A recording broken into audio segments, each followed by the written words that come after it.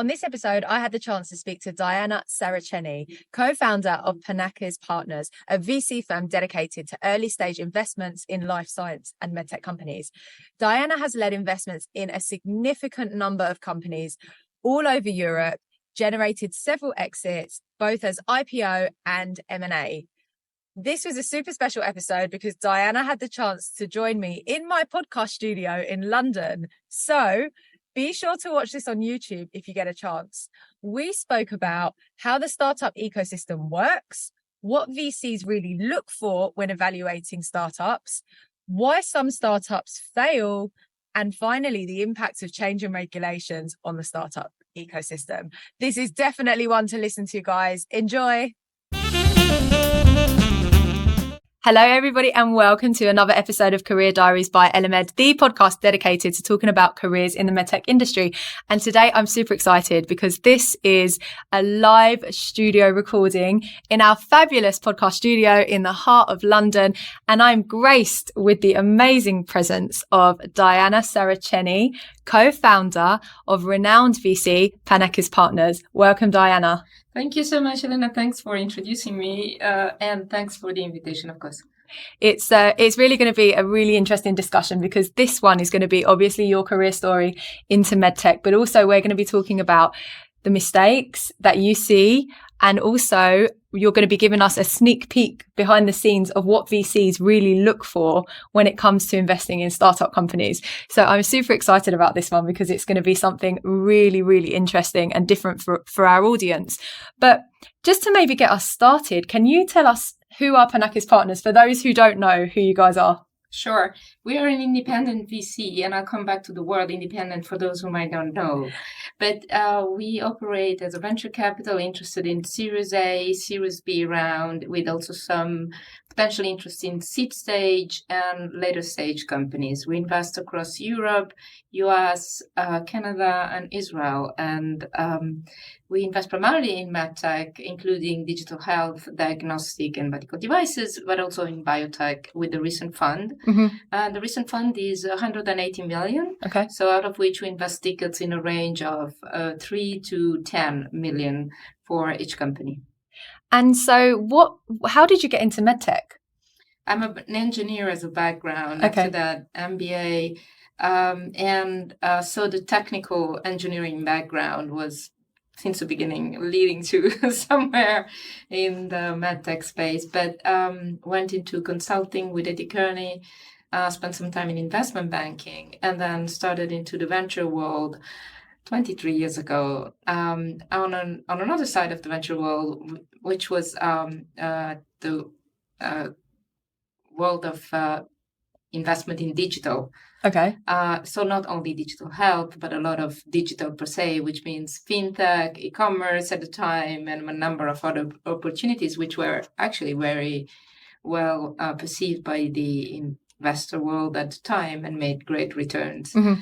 Over time, I became passionate about medical devices in particular. The medtech world was not well addressed by the investor community. At the time I started getting interest. There wasn't much liquidity. There were only a few success stories, but it offered a great opportunity. I see in medical technology, I see a great deal of balancing financial risk with a potential return. Mm-hmm, mm-hmm. And so at what point did you take the decision of founding Panakes Partners? It was 7 years ago. After a number of years with 360 Capital, another investment company, I also had co-founded. Yeah. And having been exposed to a number of deals in all across sectors, including a lot of medtech, I sort of wanted to focus to build up something that was focus on medical technologies. I found another two partners. Together, we co-founded Panakes, and please not pancakes. Yeah, just keep it with me. Bear with me. It's Panakes. And we raised the first fund. The first fund was smaller than the one we currently manage. Was about 80 million dollar fund, and we made a 12 investment in all medtech, including diagnostic and digital health. With a new fund, we decided to open up the investment scope to biotech. We increased the number of partners within the firms. We grew the team, obviously, and which we are planning to keep growing in the future, raising more funds, of course. Mm-hmm. And so, what's the success rate? So, of the 12 companies that you would invest in, what would you expect to see in terms of success? Well, most of the company have gone through a number of rounds of funding. We invested quite early stage at the time, and they raised a significant amount of money. I don't have the number altogether here, but they were all up rounds, confirming that we had created a significant value, all led by interesting, very qualified investors. Some strategics invested into a number of the companies, and they're all well funded at the moment, which is quite unique given that the current market condition on the funding side. So it's now it's time to think of the exit. We have a number of the companies that already have identified, are in discussion for an M&A transaction. So it's promising. So what are you seeing right now regarding the funding market situation, the climate right now?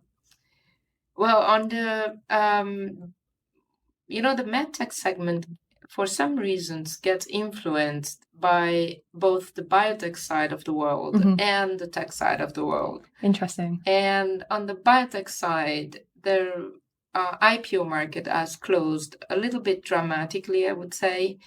And then a number of resources have dried up, and the sort of situation seems more difficult. On the tech side, a little bit of the same for different reasons, but there is less often hype at the moment. A lot of tech companies are going through massive layoffs.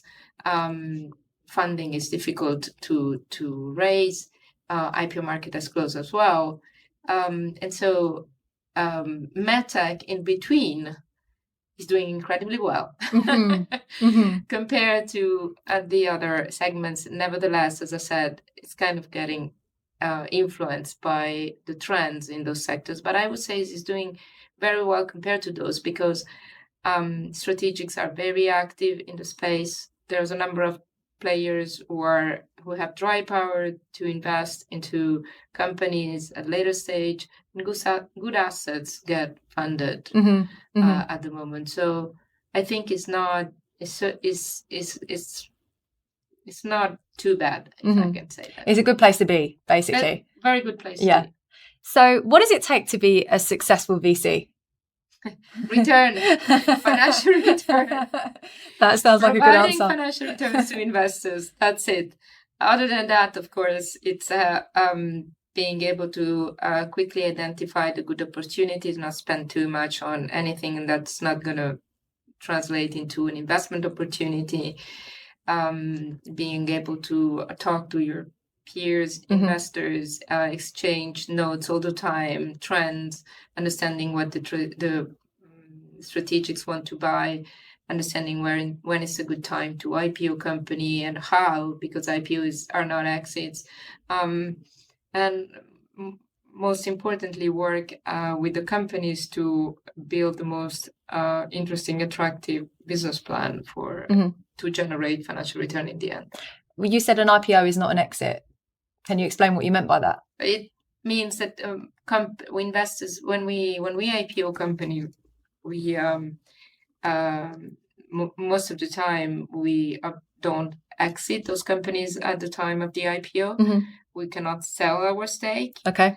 Even if in a number of years pass since our investment, and it would be logical, but it's not the time to divest. And by the time you get the exit opportunity, you have to make sure the asset has enough liquidity, and that depends very much on market conditions and attractiveness of the asset. So not to IPO anything is mandatory. It's to to carefully select the companies you gonna IPO. So let's talk about identifying good opportunities, because that's something that clearly you're very good at. I speak to a lot of CEOs, and of course, everybody believes that they have the best company and the best product, and you should invest, right? Otherwise, they wouldn't be doing their job correctly. But from being on the other side of the table, what is it specifically that you're looking for when you're evaluating these deals? There are some VCs answer the management team. A high quality management team most of the time would bring an asset to you that it's very good. It kind of, I obviously agree with that, but it's kind of too easy this way, in the sense that, yes, of course, great people would join great stories, right? So to go a little bit more on the discovery side of things, to go a little bit earlier stage, identify companies where not necessarily the team is complete, there's everyone there, and it's more about betting on a vision, then that is something that require a little bit more work. And then the team you have to sort of compromise with at the beginning, and then we'll make sure that you build up when you are an investor. And so what do we bet on then at that stage? And obviously it's about the value proposition, it's about the medical need, it's about the market size and all of that. But above all, it's just as simple as that. It's how much money will we make out of the deal. So it's a financial return that will drive it all. And yes, it's for us to consider that. But sometimes I would say that some entrepreneurs haven't really done properly the homework in trying to identify how investors can really make money out of their investment proposal. So what does doing homework look like then? So let's say I'm a CEO, I've got a really interesting medical device products and company that I'm growing, and I'm coming over to you, Diana, and I'm saying I'd like some investment. What do you expect me to have gone away and done before I come and ask you for that? Yeah, identify what's the story that inspires you. What is the story I should be inspired that get to a great exit or generated a great company? And it's kind of similar, because if you're going to tell me you're first in class and you will generate a financial return, amazing financial return out of an industry or sector that is where there were not M&A transactions before, there were not IPO before, there were not great success stories built up, it's going to be harder to believe than if you tell me, this is the company that inspired me, this is their story, these are the reason, all the way, this is the way they created and generated value. And I'm very inspired by that. And we have reasons to believe that our company will do the same. Then that's fantastic for me. It's a fantastic way of sharing the vision. And also have a reality check. If something has happened, it's real. There's nothing I can say about it. Yeah. So for you, it's that past track record then. That's really interesting, because I'm just thinking outside of the box. There might be an argument to say, hey, if it hasn't been done before, it could be more inspirational. If you look at some of the big tech companies, they've operated in spaces, they create these blue oceans and blue sky thinking, right? Of like, okay, we're going to be the first there, and we create the legacy. But actually what you're saying is, what you're looking for are people that can say, okay, I've seen something similar done before, so it's a proven strategy and a proven track record, and actually we're gonna follow in those footsteps, but with a different product in a slightly different area, but we're going to leverage that past experience. Yeah, don't take me wrong. I mean, I accept comparable in a very, very broad way. Okay, so it doesn't need to be exactly the same product addressing exactly the same medical need, but for example, it could eventually, should it be the same medical need? I'm very interested in learning, for example, comparable coming from the drug sector. So is a device treating something in oncology? Is a device treating something in pain? what are the success stories on the drug side? Mhm. What can drug do for the same disease to relieve from pain or to treat cancer? And those success stories, what have they led to in terms of valuations, in terms of adoption from the market, et cetera, et cetera. So it doesn't need to be immediately, but what's the value that's generated by a certain endpoint, which is kind of part of the value proposition of the device that you're trying to pitch me with. So if we talk about people, because obviously, I'm in recruitment, so people is a big part of my focus every day. But if we talk about leadership teams or management teams, as you said, what is it that you're looking for there in order to say, this is a company? So they've got a brilliant story. Now I'm looking and I'm evaluating the people that are in the company. What's important? The vision in the leadership, of course, the understanding of the financial markets, because this is fundraising will drive many decisions within the company over time. So lack of understanding may create serious issue. Being able to create team spirit and teamwork at all level. It doesn't, not only within the management team, but within the board, within a scientific advisory board, be able to work with the greatest scientists sometimes could be an issue. These are the main skills. And where do you normally see kind of assumptions or mistakes being made when it comes to understanding the finance side of things? Underestimating the financial landscape conditions, and sometimes passion just doesn't allow entrepreneurs or managers to see the reality, and planning for the optimal without taking too risk, the optimal plan that requires a lot of cash and a long time may, for example, not be fundable, even though it's the optimal with lowest risk. So not being able to compromise sometimes in terms of risk return potential. So how does a founder go about educating themselves on these type of financial topics? Well, talking to VCs and people from the industry can help. Listening for feedback, asking for feedback. That's probably the best advice I can give. There are professional advisors as well that can help. So what areas, if you can tell me, what areas are hot right now?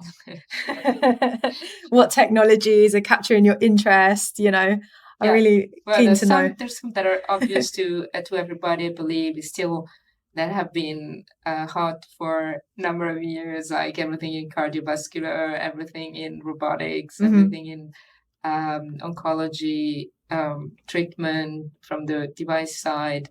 But there are a number of neurostim is a big one too.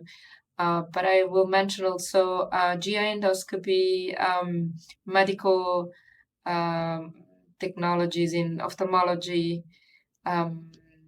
IVD, in vitro diagnostics specifically on neurodegenerative disease, psychiatry.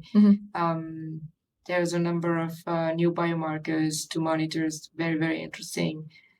I think this is what's more interesting. Obviously, sorry, I didn't mention AI. I was going to say you didn't say the hottest word right now.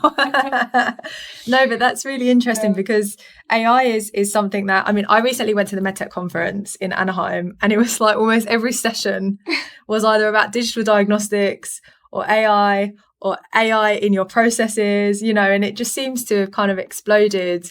I know it's a buzzword right now, but are you really seeing interesting applications? Yes, of course. AI in drug discovery is a very, very big thing. And I would say that's the key for us. What's not so hot right now? Not so hot. Well, the entire digital health thing was definitely attracting more attention on the European side. A number of years ago, has produced a number of good companies, but a bit too small compared to the number of companies that have been invested. And so that's less of a hype at the moment. Why is that? The reimbursement, there were a number of progress made, but it's still not really, companies can really not take advantage. Investors are skeptical about lack of IP protection. And that is a main issue when it comes to clinical trial funding. You have to make a big investment, and then you have no IP protection really most of the time. So that's scary for investors. Pharma companies withdrew their corporate VCs with focus on the digital health. And why did they withdraw them? Because I think the expectation were higher when they allocated big budget. They want to make sure they were not left out of it. Yeah. But over time, it became smaller and more realistic, I should say. Yeah. That seems to be constantly the story with tech, though. I don't know. Maybe I'm skeptical. But let's stay on the topic of Europe for a bit, right? Because part of what we recruit is regulatory affairs. And what's dominated the conversation at conferences for the literally since I started recruiting, that's how long this stuff has been going on for, really. So it's like 12 years ago now, has been the European regulations, MDR, IVDR. And one of the biggest points that people make is literally that it's going to kill innovation, right? That's like the statement that people make at conferences, and then everyone claps. I'm wondering from your side if you're seeing innovation being killed, or if you're seeing any changes in strategy of startups that are sitting in Europe. Yeah, it's about raising more money for some of them.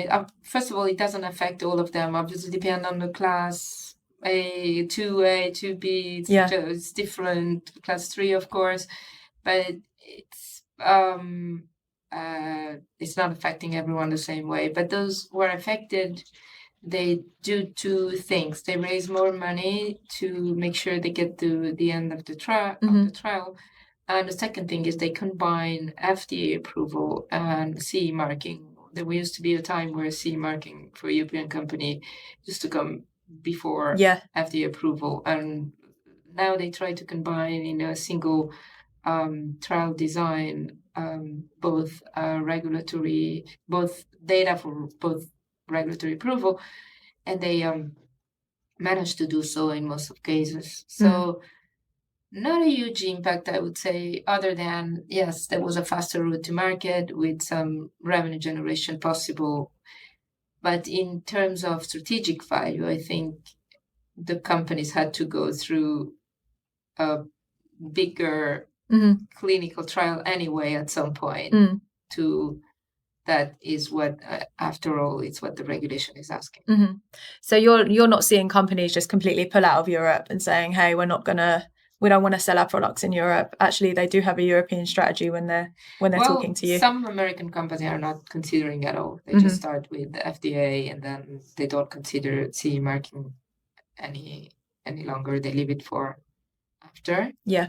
But it's okay, I should say. Yeah, what we're seeing, I have to say, we're getting more and more roles opening up where they're looking for someone based in Europe that understands Europe and the US. You know, they're saying, okay, we need somebody that's written a 510K before, or they've got a de novo experience or PMA, because we're looking to probably go to the US first and then come to Europe. And that's more to do with just timelines and responsiveness of, notified bodies because of the lead time that they're saying it's going to take. But we're not really seeing companies say, okay, we're going to completely pull out of the European market. What about the UK? I'm interested to know what you're seeing as far as the UK, because, Brexit, I don't know if that's complicated things even more or not. Well, it has for some aspects, but it's a level of complexity that's manageable. Yeah. Let's put it this way. Cool. So let's go back to the finance aspect, because when we got together and we sort of brainstormed, and I said, hey, what is like one of the big messages you'd like people to take away? You spoke about equity value generation and breaking some myths and making it, really clear on how founders can go about doing that. Right.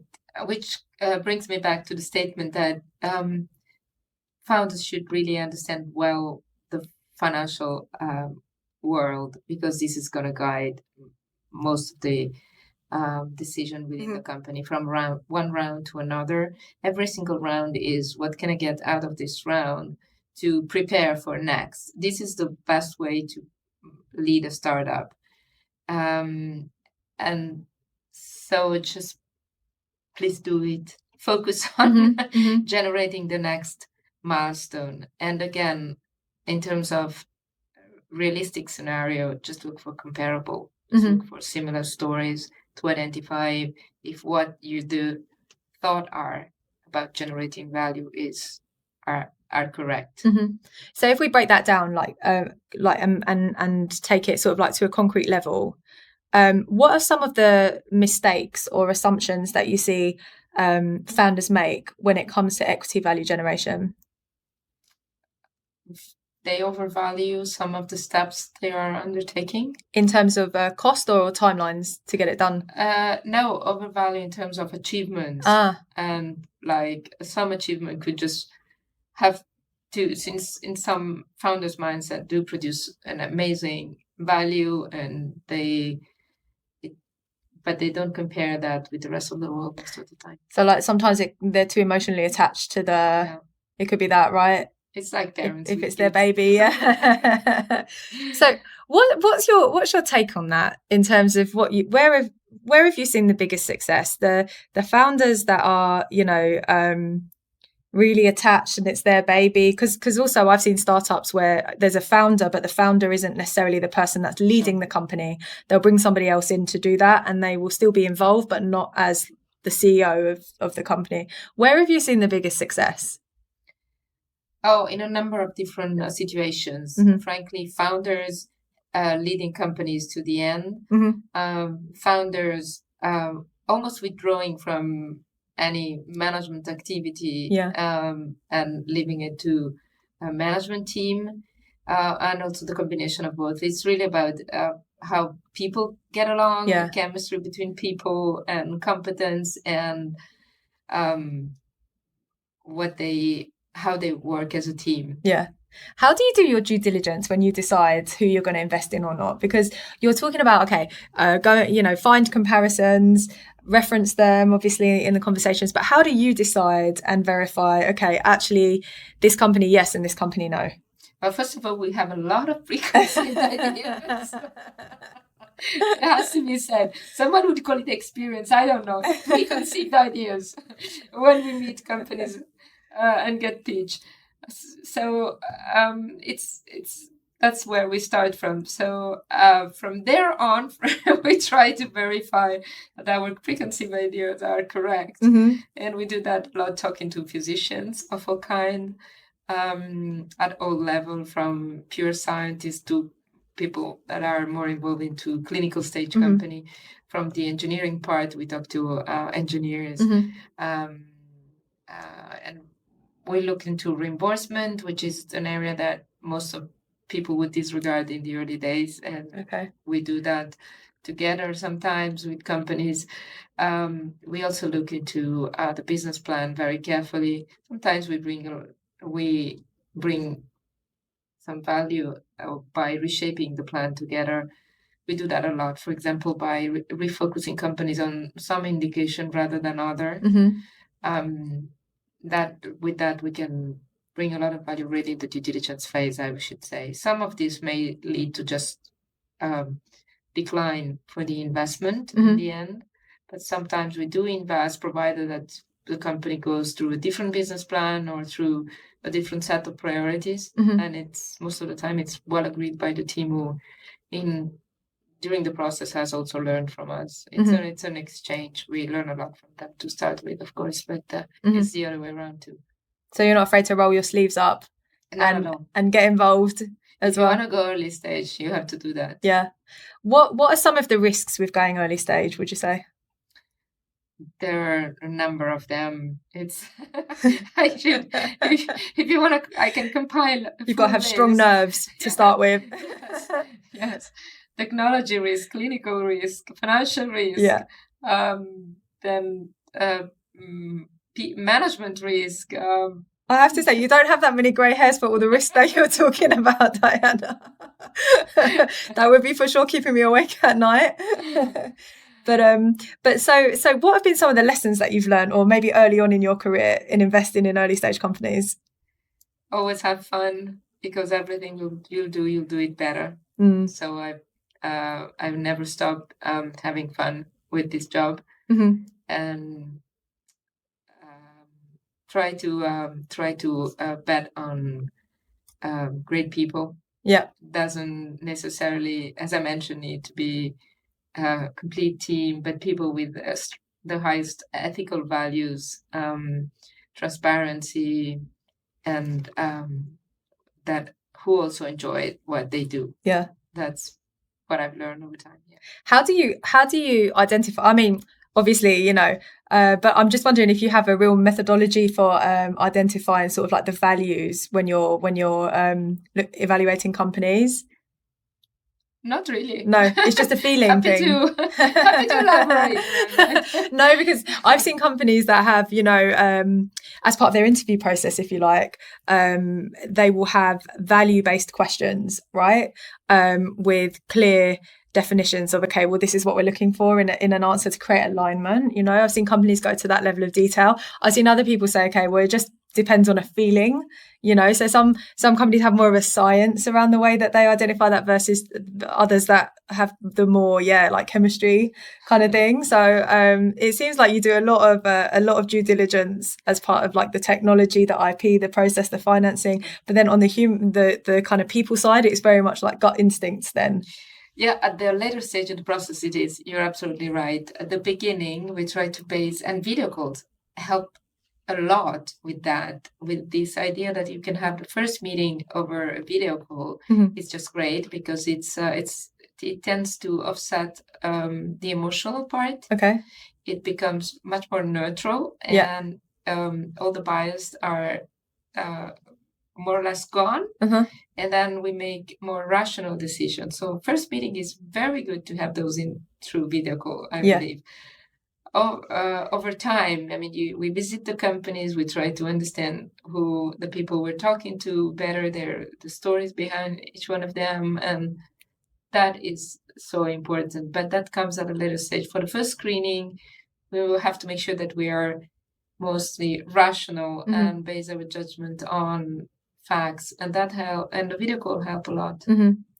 So when you're evaluating companies, how important is it that you already know the people within the companies from having seen them in other companies before, or not?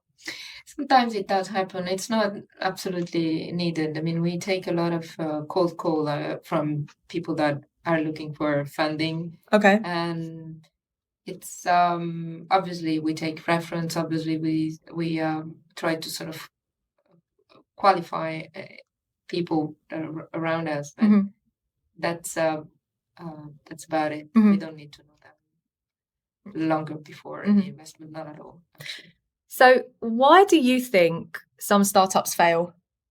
Because otherwise, all of the above. All of the above. Otherwise, we wouldn't be taking risk. But I mean, from your side, what's the biggest? I don't want to say what's the biggest failure you've ever seen, but once again, I'll go back to financial. To financial markets. It's that is a lot. There's technology risk, people risk, as I mentioned, but if financial markets turned completely and unexpectedly, and a company are out of cash and they need to raise another round of funding and they can't, everything falls apart basically, and it's as simple as that. So I would say that's the main risk. After having been in this industry for 23 years and seen a number of cycles, there's ups and downs, and the downs are extremely deadly. When was the biggest down moment that you can remember? So, actually, right after I started this job in 2001, Yeah. it was one of the major down rounds in this industry. Then there was one in 2008, Yeah. another one you can tell more or less in 2016, Yeah. maybe one now. Yeah. But it's, different moments with different situations and contexts. The good companies always survive. The good ones. The other ones which are so and so, and in good times you could eventually make some return, you end up not. So when you say the good companies will always survive, can you define for me what is a good company? It goes back to what we said. It's the value proposition, the market need, the medical need, the market size, the people, the vision, the good teamwork, the way they work with board members, the way they work with scientists. It all goes back to what we said is also important for the selection process, is important all along the life of the company. Yeah. So it's just having good fundamentals, right? Good fundamentals. That are so can you break it down? So just for the really early stage founders or people that are thinking of stepping into the startup world, that are coming from corporate, that maybe don't necessarily understand the life cycle, can you walk us through the stages and then how ultimately a startup makes money? And the reason I ask this question is because I was speaking to a CEO who explained to me that profitability has nothing to do with it. Bottom line profit doesn't actually matter. For the exit value, you mean? Yes. That I can agree with. Yes, of course. And so it struck me that perhaps not everybody realizes that, right? Because when you talk about running a business, often what actually matters is how much money you have in the bank and how much money your business is actually making. But really in the startup world, that's not necessarily what matters in order for you to achieve your exit and valuation. It's not actually how much net profit you have at the end, right? No, not at the moment of exit. It's how much profit you can promise you're going to generate for the buyer. Okay, so that's another situation. Yeah. And which doesn't mean, obviously, that you are generating it at the moment you sell the company. Yeah. So if there is a technology, we see that obviously it's even more obvious when you look at biotech companies. Mm-hmm. They are not even generating revenues, most of them, when they're acquired for phenomenal amounts. And that also applies to some extent to some biotech. Mm-hmm. It's a minority of some medtech. It's a minority of the medtech companies, mm-hmm. but that applies.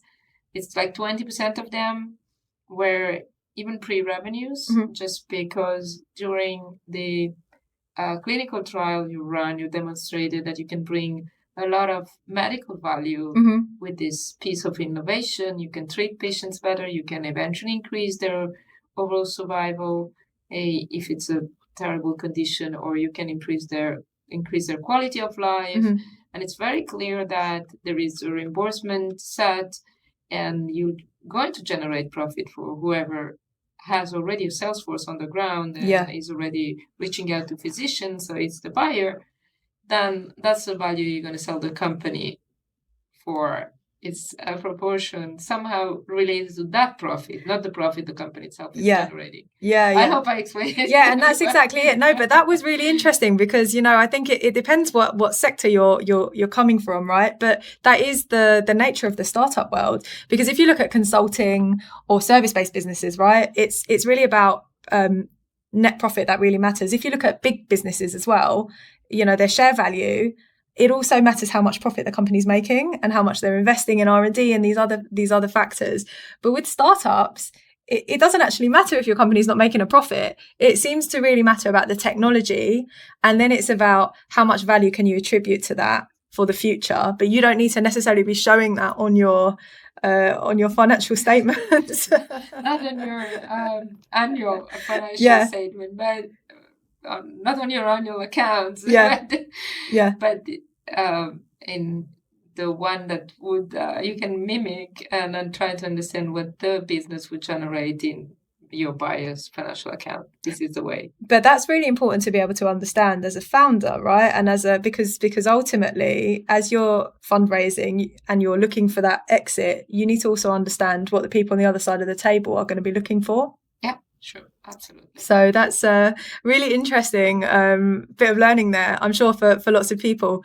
So Diana, question: you're managing all these startups, you're managing your big fund. How do you balance it all? In terms of life? Yeah. Because whenever I talk to you, you're on a plane or in a different country. Here you go. Now we're in London. How do you manage it? Do you have specific hacks or things that you do to keep yourself feeling energized and balance all the stress? Well, I have to say that I was working a lot remotely and in video calls even before COVID. Yeah. And now COVID helped because it made it look not too strange. Mm-hmm. Yeah. But that is one way. And for the rest, I enjoy what I do, and that makes it possible. Mm-hmm. Mm-hmm. So I have one last question, which is the question I love to ask everybody who comes onto the show. And that is, what is the legacy that you want to leave on the world? Oh, well, a lot of innovative products on the market to treat patients' conditions, patients who are suffering and would benefit. That's the ethical part of the business, which I obviously am very passionate about. Mm-hmm. Mm-hmm. And you're well on the way to doing that, Diana, with all the companies that you've supported. So thank you so much for joining me in London for this amazing conversation. Thank you, and thank you for inviting me once again, and good luck with the program. Thank you, and thank you, everybody. And I will see you soon for another episode of Career Diaries by Elemed, the podcast dedicated to careers in the medtech industry. See you soon.